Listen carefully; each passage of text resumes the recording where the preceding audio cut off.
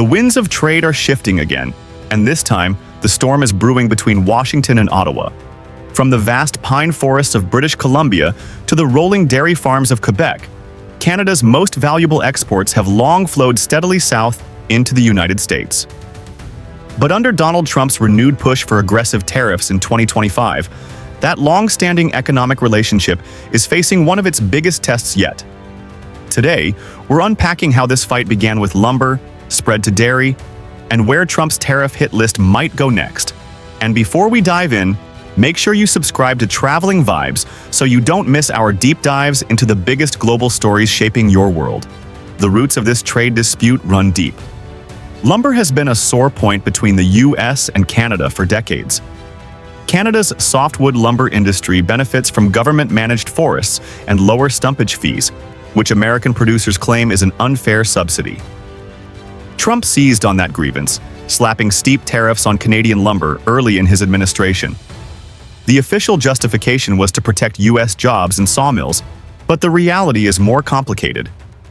Lumber from Canada is critical for U.S. home construction, and when tariffs go up, so do housing costs for American families. Under these tariffs, builders faced supply shortages, while Canadian producers scrambled to find other markets. Dairy was next. Canada's supply management system limits milk production and stabilizes prices, but also restricts imports from the United States. Trump saw this as an imbalance, arguing that American dairy farmers were shut out of a market right next door. In response, he targeted Canada's dairy exports, imposing duties on products like cheese, butter, and milk powder. For Canadian farmers, especially in rural Quebec and Ontario, this was a serious blow. For U.S. dairy farmers, it was a symbolic win, but not necessarily a profitable one, as global dairy prices remained volatile. These moves set the stage for what could come next, and that's where the real uncertainty lies.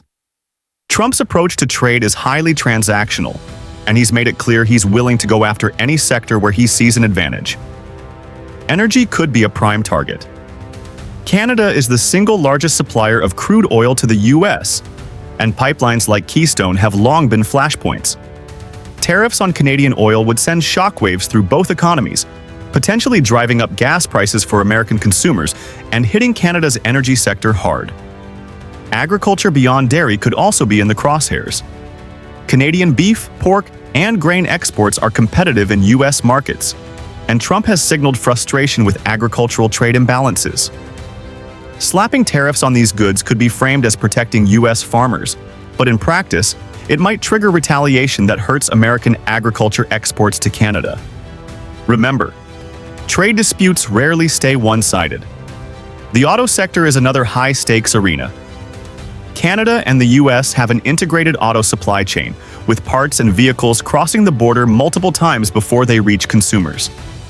Tariffs here wouldn't just be costly, they'd disrupt entire manufacturing systems, affecting American jobs in states like Michigan and Ohio. Trump has hinted before at targeting autos as leverage, and if this dispute escalates, the sector could be in serious trouble. Trump's strategy also has a political dimension.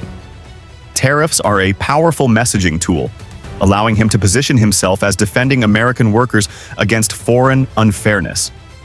Canada makes for a safer target politically than China or the EU, since it's less likely to provoke major geopolitical fallout. But economically, the damage can be just as severe. For Canada, the challenge is balancing a firm response with the need to protect industries that depend on U.S. markets.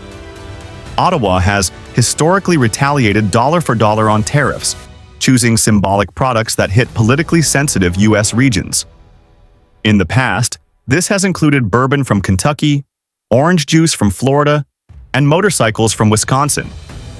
If Trump's list expands, expect Canada's countermeasures to follow suit. One wild card in all of this is global trade alignment. As the U.S. and Canada spar, other countries are watching closely. The European Union, Asia-Pacific nations, and emerging markets could see opportunities to strengthen trade ties with Canada, potentially reducing its reliance on the U.S. In the lumber dispute, for example, Canada has already sought to expand exports to Asia, particularly China and Japan. Similarly, dairy producers are exploring markets in the Middle East and Southeast Asia to offset U.S. losses. But while diversification sounds promising, it takes time. The U.S. and Canada's economies are deeply intertwined, with over $2 billion in goods and services crossing the border daily. Tariffs disrupt not only direct exports but also the countless businesses that depend on cross-border supply chains. For every Canadian sawmill that loses a U.S. customer, there's often an American home builder scrambling to find affordable materials.